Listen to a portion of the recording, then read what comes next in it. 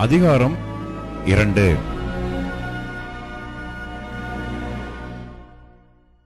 நான் சாரோனின் ரோஜாவும் பள்ளத்தாக்குகளின் லீலி புஷ்பமுமாயிருக்கிறேன்.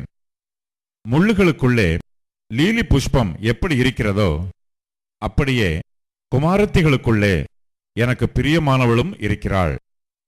காட்டு மரங்களுக்குள்ளே கிச்சிலி மரம் எப்படி இருக்கிறதோ அப்படியே குமாரருக்குள்ளே என் நேசர் இருக்கிறார். அதன் நிழலிலே வாஞ்சையாய் உட்காருகிறேன். அதன் கனி என் வாய்க்கு மதுரமாயிருக்கிறது. என்னை விருந்து சாலைக்கு அழைத்து கொண்டு போனார். என்மேல் பறந்த அவருடைய கொடி நேசமே. திராட்சை ரசத்தால் என்னை தேற்றுங்கள், கிச்சிலி பழங்களால் என்னை ஆற்றுங்கள். நேசத்தால் சோகமடைந்திருக்கிறேன். அவர் இடதுகை என் தலையின் கீழ் இருக்கிறது, அவர் வலதுகை என்னை அணைத்துக் கொள்கிறது.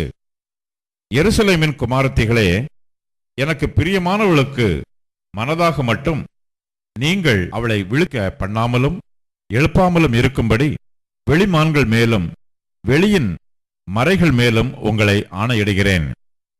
இது என் நேசருடைய சத்தம். இதோ அவர் மலைகள் மேல் குதித்தும் மேடுகள் மேல் துள்ளியும் வருகிறார். என் நேசர் வெளிமானுக்கும் மறைக்குட்டிக்கும் ஒப்பாயிருக்கிறார்.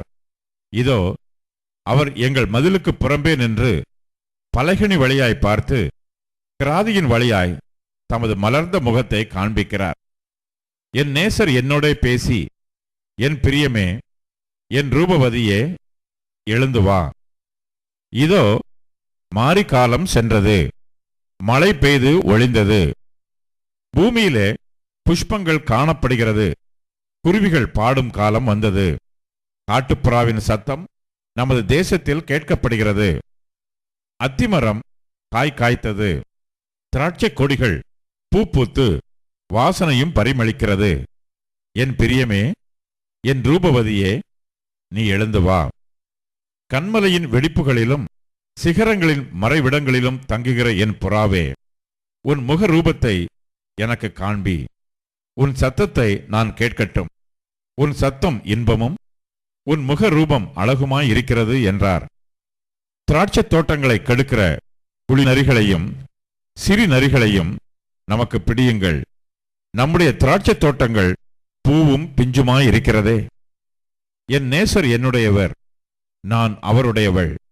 அவர் லீலி புஷ்பங்களுக்குள்ளே மேய்கிறார்.